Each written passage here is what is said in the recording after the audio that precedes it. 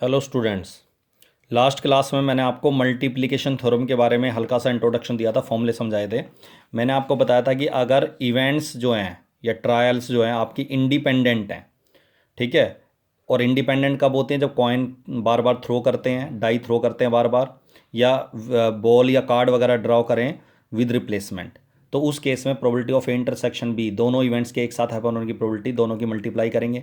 तीन इवेंट है तो तीनों को मल्टीप्लाई कर देंगे एक साथ। और अगर एक प्रोबेबिलिटी ऑफ ए और एक का नॉट बी है तो दोनों की मल्टीप्लाई कर देंगे, ठीक है। दोनों नॉट हैं, नाइदर ए नॉर बी, तब भी आपको क्या निकालना पड़ेगा? दोनों की प्रोबेबिलिटी ऑफ इंडिपेंडेंट के केस में दोनों को मल्टीप्लाई कर देंगे।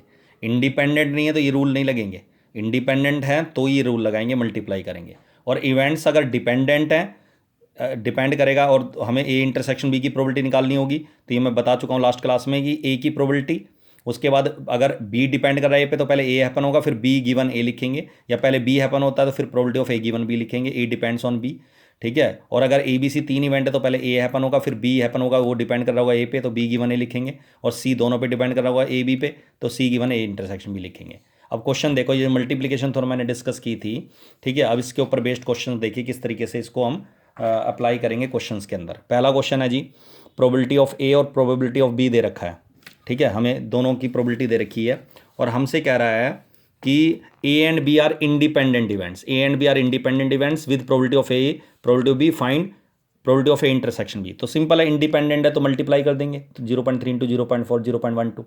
यूनियन का फॉर्मूला लगाना है तो यूनियन का तो वही फॉर्मूला होता है, ए की प्रोबेबिलिटी प्लस बी की probability minus A intersection B की प्रोबेबिलिटी, है ना। तो लेकिन इंडिपेंडेंट होने की वजह से, क्योंकि ये इंडिपेंडेंट है, ठीक है, तो हम इन दोनों को क्या करेंगे? मल्टीप्लाई। इंटरसेक्शन का मतलब दोनों को मल्टीप्लाई कर देंगे, तो 0.3 इंटू 0.4, तो इन 0.7 में 0.12 लेस करेंगे 0.58। इसी तरह ए गिवन बी का फॉर्मूला आप सबको पता है, कंडीशन प्रोबेबिलिटी में लिखवाया था, हुआ था मैंने तुम्हें। ऊपर आता है दो इंटरसेक्शन की प्रोबेबिलिटी, नीचे प्रोबेबिलिटी ऑफ बी। और ये इंडिपेंडेंट है तो ए इंटरसेक्शन बी का मतलब हो गया probability of A into probability of B, B से बी प्रोबेबिलिटी ऑफ बी से कैंसिल हो जाएगा तो प्रोबेबिलिटी ऑफ ए। इसका मतलब अगर इंडिपेंडेंट इवेंट है तो probability of A given B का मतलब वही होता है जो प्रोबेबिलिटी ऑफ ए होता है।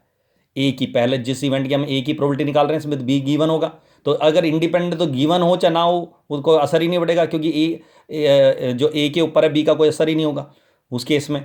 तो प्रोबेबिलिटी ऑफ ए के बराबर होगा 0.3, प्रोबेबिलिटी ऑफ ए 0.3 है। इसी तरह बी गिवन है, बी की प्रोबेबिलिटी के बराबर होगा 0.4।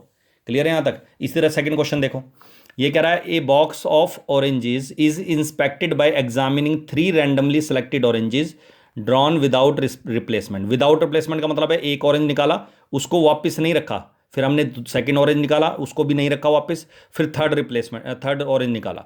विदाउट रिप्लेसमेंट है यहाँ, ठीक है। विद रिप्लेसमेंट का मतलब होता है उसको वापस रख के फिर दूसरा ऑरेंज निकाले। तो ये ध्यान रखना, if all the 3 oranges are good the box is approved for sale, otherwise it is rejected. मतलब बॉक्स को अप्रूव सेल के लिए तब करेंगे जब तीन जो ऑरेंज निकाल रहे तीनों के तीनों गुड ऑरेंजेस है। Find the probability that a box containing 15 oranges out of which 12 are good and 3 are bad ones will be approved for sale. मतलब उस बॉक्स को हमने सेल के लिए अप्रूव कर दिया।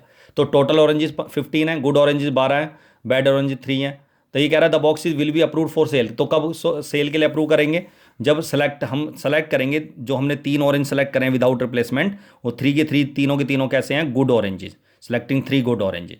और तीन गुड ऑरेंज कैसे सेलेक्ट करा? एक एक करके सेलेक्ट करा क्योंकि विदाउट रिप्लेसमेंट है। Selecting first good orange and second good orange and third good orange. तो फर्स्ट गुड ऑरेंज 12 में से निकालेंगे, एक ऑरेंज निकालने की प्रोबेबिलिटी सीधा लिख सकते हैं 12/15। उसके बाद उसको वापस नहीं रखा। अब जब हमने 12 में से एक ऑरेंज निकाले तो 11 हो गए गुड ऑरेंज बचे हुए उसमें, तो एक 11 में से निकालेंगे और टोटल ऑरेंजेस 14 है, तो सेकंड गुड ऑरेंज के निकालने के चांसेस होंगे 11/14। और तीसरा गुड ऑरेंज निकालेंगे तो 11 में से भी एक कम हो गया तो 10 बच गए, तो 10/10/13। और इन सबको सोल्व करके आंसर आ जाएगा 44/91। तो प्रेजेंटेशन एक तो ऐसे कर सकते हैं डायरेक्ट। तुमने देखा ये मल्टीप्लीकेशन थ्योरम लगी है, फर्स्ट सेकंड थर्ड 3 ट्रायल मैंने इसमें करी। 3 ट्रायल का मतलब 3 ऑरेंज निकाले, तीनों की प्रोबेबिलिटी अलग अलग निकाली एक एक ऑरेंज की, और इन तीनों की मल्टीप्लाई कर दी। क्लियर है यहाँ तक? मल्टीप्लिकेशन थ्योरम, ठीक है। और ये डिपेंडेंट इवेंट है। डिपेंडेंट क्यों है? क्योंकि सेकंड प्रोबेबिलिटी चेंज हो रही है फर्स्ट की वजह से सेकंड की प्रोबेबिलिटी चेंज हो रही है, और फर्स्ट और सेकंड की वजह से थर्ड की प्रोबेबिलिटी चेंज हो रही है। तो ये डिपेंडेंट इवेंट है। इसको हम ऐसे भी प्रेजेंट कर सकते हैं, let A is the event of selecting first good orange, B is the event of second good orange, और C is the event of selecting third good orange. उसके बाद तीनों first the box will be approved for sale का मतलब तीनों good orange select करें, A good, first good and second good and third good, intersection आएगा। और ये डिपेंडेंट इवेंट है तो पहले probability of A into probability of B के साथ लिखेंगे गिवन ए, उसके बाद इनटू प्रोबेबिलिटी ऑफ सी के साथ लिखेंगे गिवन ए इंटरसेक्शन बी। और वही आ गई, ए की प्रोबेबिलिटी होगी 12/15, बी की प्रोबेबिलिटी वही, उसको वापस रिप्लेस नहीं किया था हमने तो 11/14, और तीसरा जो है उन दोनों को रिप्लेस नहीं किया मैंने, वापस नहीं रखा, तो सी की प्रोबेबिलिटी आ जाएगी 10/13, और इनको सोल्व करके आंसर आ जाएगा 44/91। तो प्रेजेंटेशन आप ABC लेट करके भी कर सकते हो और आप डायरेक्ट भी लिख सकते हो, लेकिन ये कंफर्म है कि मल्टीप्लाई करेंगे, चाहे डिपेंडेंट इवेंट हो चाहे इंडिपेंडेंट इवेंट हो, मल्टीप्लाई होगी। क्लियर है? और देखो क्वेश्चन नंबर 4 है। 4 क्वेश्चन में कह रहा है हमसे the probability of solving specific problem independently by A and B are 1/2 and 1/3। मतलब कि किसी प्रॉब्लम को ए के द्वारा सोल्व करने की प्रोबेबिलिटी 1/2 और बी के द्वारा सोल्व करने की प्रोबेबिलिटी 1/3 है। और ये कह रहा है if both try to solve the problem independently, मतलब दोनों एक दूसरे की नकल नहीं मार रहे, आपस में इंडिपेंडेंटली सोल्व कर रहे हैं, find the probability that the problem is solved, और दूसरा पार्ट है exactly one of them can solve the problem.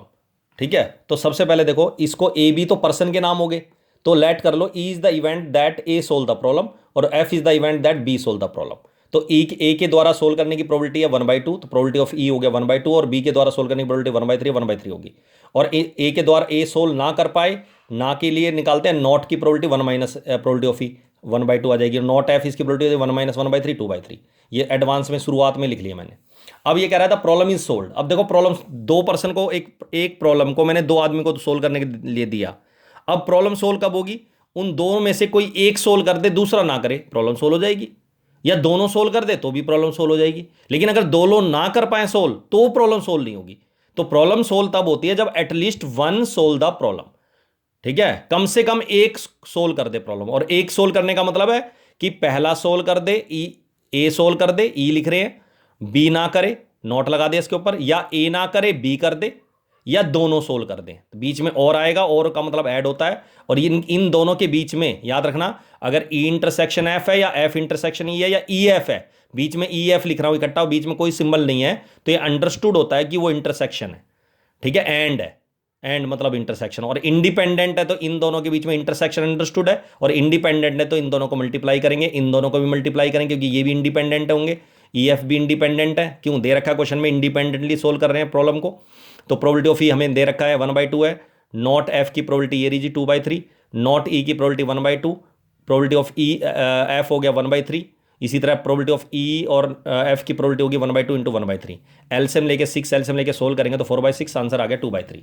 अब अच्छा, इसका एक तरीका और है सोल्व करने का, क्योंकि ये तो चलो 2 पर्सन है सोल्व कर रहे हैं। अगर यहाँ 3 पर्सन हो जाए और ये कहा जाए कि तीनों पर्सन के द्वारा इंडिपेंडेंटली प्रॉब्लम को सोल्व, इंडिपेंडेंटली किसी एक प्रॉब्लम को सोल्व कर रहे हैं 3 पर्सन, और प्रॉब्लम सोल्व हो जाए, उसकी प्रोबेबिलिटी निकालनी हो, तो फिर हमारे पास 7 केस बनेंगे, 7 केस बनेंगे। कैसे? 3 पर्सन है तो तीनों पर्सन के द्वारा प्रॉब्लम सोल्व कब होगी? जब कोई एक पर्सन सोल्व कर दे, दो ना कर पाए, है ना, या 2 पर्सन सोल्व कर दे, एक ही ना कर पाए, या तीनों सोल्व कर दें। तो एक पर्सन सोल्व ना कर पाए, मतलब कि एक पर्सन सोल्व कर दे बाकी 2 ना कर पाए, तो उसके केसेस बनेंगे। अभी हम बताऊंगा कैसे केसेस बनेंगे। ठीक है, तो फिलहाल इसका एक दूसरा तरीका भी है कि probability of at least one solve the problem. इसको हम ऐसे भी कर सकते हैं, 1 में से घटा दो, none solve the problem, none solve the problem. तो 1 माइनस प्रोबेबिलिटी ऑफ ना तो ए सोल्व कर पाए ना बी सोल्व कर पाए, नॉट आएगा, और इंडिपेंडेंट है ये भी, तो 1/2 इंटू 2/3। ठीक है, सोल्व करेंगे, 2 से 2 कैंसिल हो गया, 1/3, 3 एलसीएम लेके 2/3, तो सेम आंसर आएगा। अच्छा, ये जो क्वेश्चन था exactly one solve the problem, तो आपको बता दिया एक सोल्व कर पाए, तो ए सोल्व कर दे, बी ना करे, या और ए ना करे बी कर दे, कोई एक सोल्व कर दे। इसमें ए या तो ए कर दे या बी कर दे, या कोई एक सोल्व कर दे, तो इनकी प्रोबेबिलिटी लिख के आंसर निकाल दिया, 1/2 आंसर आ गया। क्लियर है यहां तक? तो जो मैं अभी बता रहा था कि 3 पर्सन और प्रॉब्लम को सोल्व करने दिया जाए तो एटलीस्ट 1 की प्रोबेबिलिटी का मतलब है प्रॉब्लम इज सोल्व्ड। मैं तो एग्जांपल वो दे रहा हूं, लेकिन किस में फिट बैठ सकता है ये एग्जांपल। तो अगर 3 ट्रायल कर रहे हैं, उसमें से एटलीस्ट 1 की प्रोबेबिलिटी निकालनी हो, तो ये होता है कि किसी पहले वाले पे ई आ जाए, बाकी 2 पे ना आए, बीच वाले पे आ जाए, पहले तीसरे पे ना आए, तीसरे पे आ जाए, 2 पे ना आ जाए। तो ये तो 3 केस हो गए, 1, 2 और 3। ये 3 को केस हो गए जिसमें एक पे ट्रायल हैपन हो रही है, बाकी 2 पे नहीं हो रही। और इसमें 2 ट्रायल पे हैपन हो रहा है, ई है, ई तीसरे पे नहीं हो रहा, इसमें दूसरे सेकंड नंबर पे नहीं हो रहा, पहले पे नहीं हो रहा। तो इस ये 3 केस वो बन गए जिसमें 2 पे ट्रायल हैपन हो रही है, 1 पे नहीं हो रही। और ये हो गया जी एक केस बन गया जिसमें तीनों पे हैपन हो रही है। तो इसका मतलब टोटल 7 केस बनते हैं, 1 2 3 4 5 6 7, अगर हम 3 ट्रायल कर रहे हैं। तो इसलिए आसान ये 7 केस ना बना के हम आसान तरीका होता है एटलीस्ट 1 की प्रोबेबिलिटी निकालनी हो तो 1 माइनस नन प्रोबेबिलिटी, नन को 1 में से नन घटा दो। नन का मतलब कोई किसी पे भी हैपन ना हो, ना ई पे, ना सेकंड ट्रायल पे, ना थर्ड ट्रायल पे, नॉट ई नॉट ई। और इनकी सबकी मल्टीप्लाई कर देंगे। क्लियर है यहाँ तक? अब देखो जी क्वेश्चन नंबर 8 है। ये कह रहा है prove that E and F are independent. अगर if E and F are independent then E and F not, देखो एफ के ऊपर कॉम्प्लीमेंट का साइन है, कॉम्प्लीमेंट्री इवेंट हो गया एफ, आर ऑल्सो इंडिपेंडेंट। तो गिवन है E and F are independent, मतलब इंडिपेंडेंट इवेंट की कंडीशन होती है कि दोनों के इंटरसेक्शन की प्रोबेबिलिटी दोनों की मल्टीप्लाई के बराबर होती है। इंडिपेंडेंट में ये होता है। और प्रूव करना आ जाए तो तब भी यही प्रूव करना है मुझे। तो मुझे ये प्रूव करना है E and F complement are also independent, मतलब मुझे ये प्रूव करना है कि इन दोनों के इंटरसेक्शन की प्रोबेबिलिटी इन दोनों की मल्टीप्लाई के प्रोबेबिलिटी के बराबर होगी, मतलब probability of E into probability of not F. अब हम फॉर्मूला लगाएंगे जी, इसका लेफ्ट हैंड साइड ले लेंगे, ई इंटरसेक्शन एफ नॉट। अब ये तो प्रूव करना है मुझे, तो इसमें मैं नॉर्मल फॉर्मूला लगाऊंगा जो होता है। इसका मतलब है ई हैपन हो जाए एफ ना हो, तो मैंने तुम्हें ये बता रखा है, इसका मतलब होता है ई की प्रोबेबिलिटी में से इंटरसेक्शन की प्रोबेबिलिटी माइनस कर दो, ई में से इंटरसेक्शन की प्रोबेबिलिटी माइनस कर दो। और इसका मतलब ये होता है ई माइनस एफ, इसको हम ऐसे भी लिख सकते हैं, आप सबको पता है, पढ़ भी रखा हमने 11th क्लास में, सेट्स में पढ़ा हुआ है, प्रोबेबिलिटी में पढ़ा हुआ है। ई माइनस एफ की प्रोबेबिलिटी होती है ई में से इंटरसेक्शन की प्रोबेबिलिटी माइनस कर देते हैं। और अब ये तो गिवन है ई एफ इंडिपेंडेंट है, तो यहाँ मल्टीप्लाई लिख देंगे, इंडिपेंडेंट है, प्रोबेबिलिटी ऑफ ई कॉमन आ गया, तो 1 माइनस प्रोबेबिलिटी ऑफ एफ, और 1 माइनस प्रोबेबिलिटी ऑफ एफ क्या का मतलब क्या होता है, F, F complement F not.